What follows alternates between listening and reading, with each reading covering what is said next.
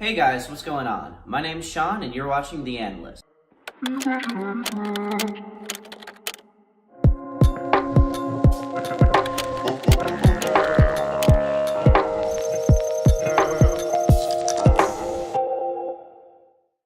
Today I'm going to be talking about the most recent release of Android Pie.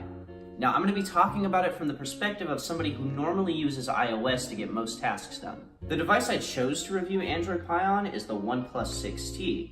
This is probably one of the most critically acclaimed devices of the year, and it's one of the first Android smartphones to get the recent update. Here's a quick breakdown of some of the things I really loved about using Android Pie, and some of the things I didn't love.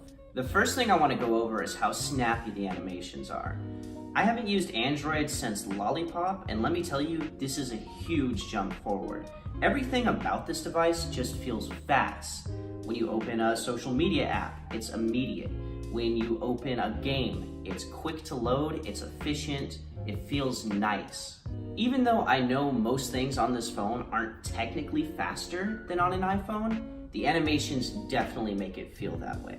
The startup time for everyday social media apps seems to be reduced considerably. Twitter loads instantaneously, and the same thing can be said for Instagram and Facebook. Another thing I think Android Pie does really well is the integration of Google services. Of course, you can get Google apps on your iOS device, but on Android Pie, they really run the way that they were meant to be run. One really good example of this is Google Maps. It knows which lines I frequent the most, and it gives me real-time updates on those lines. For example, if I'm about to leave work, it knows what route I take home, and it lets me know if I should expect any detours or delays on public transportation. The Discover page is another really cool example of that. Google knows what topics I care about and read the most about, and gives me updates on those topics as they're released. Another feature that I know predates Android Pie, but I still find incredibly useful, is multitasking. For an iOS user, that's something that's only been available to me on iPad. To have that full experience on my handheld device has been fantastic.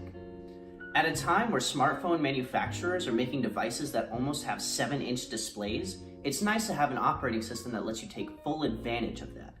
This is going to be really useful to the productivity-driven consumer. I also really love the way that Android delivers you notifications. They're grouped, they're clean, and they're easy to dismiss if you don't want them.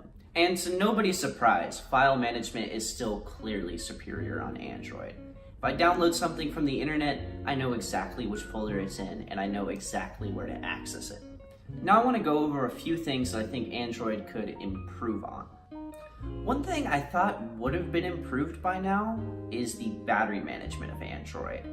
Although, at least with the OnePlus 6T, I'm given a notification whenever an app is taking a lot of battery in the background, it still happens way too frequently. And honestly, I'm not quite adjusted to having to close out an app every single time I open it. Now, in a lot of cases, this is offset by the fact that manufacturers have been giving their devices much bigger batteries. So you'll still get a full day's charge, you'll just have to do a little extra work about it.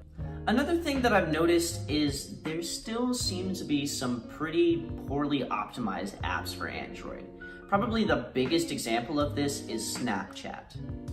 Shutter delays are constant, notifications are delivered usually kinda off time, and front camera quality seems to be decreased on the Android version of Snapchat, which I thought to be pretty weird. And I don't mean decrease just a little bit, I mean it's pretty considerable. Now there's going to be other similarities that you'll see in certain other apps. I just happen to use Snapchat the most and I found it to be pretty annoying.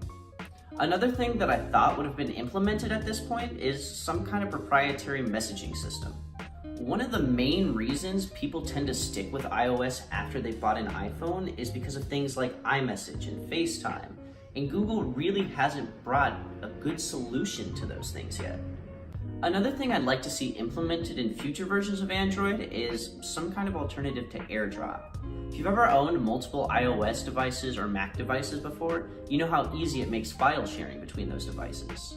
The closest thing Google really has right now is shared files on Google Drive, which is fine in a lot of cases, but I would like to see something better. The last complaint I still have about Android is a really old one, and if you've been with Android for a while, you know that it's an ongoing thing. Fragmentation is still something that's incredibly commonplace. Unless you have a Pixel or a OnePlus, for example, it's probably going to be quite a while before you're even able to take advantage of Android Pie. Of course, this isn't really Google's fault, and it's not something that they can fix. Unfortunately, it's something that manufacturers have control over. In 2019, it's pretty frustrating to have to wait for not only Google to release an update, but for your manufacturer of choice to make a version of their Android that's compatible with the update. In fact, one of my favorite parts about using iOS is being able to get an update as soon as it comes out. Even if it's nothing major, it's nice to have the option immediately. That said, Android Pie is still an incredible operating system. It's perfect for the consumer that needs to maximize the productivity that their smartphone can provide. In fact, there's a lot that I'd like to see future versions of iOS take away from Android Pie. If you're not already locked into the Apple ecosystem and you have an older version of Android, this is a really, really good update. If you're looking to leave the Apple ecosystem, this is a great update and a great time to do that. I would say the majority of things that I was hesitating on Android over the past several years have been resolved. That said, if you're the kind of person who takes full advantage of the Apple ecosystem and you've already got several devices, it might be better to stay where you're at. Again, this is just my experience and my opinions on Android Pie. If you guys have anything to add to this, feel free to drop those comments below. If you want to see more videos like this in the future, please subscribe. Thanks for watching, guys. I'll see y'all next time.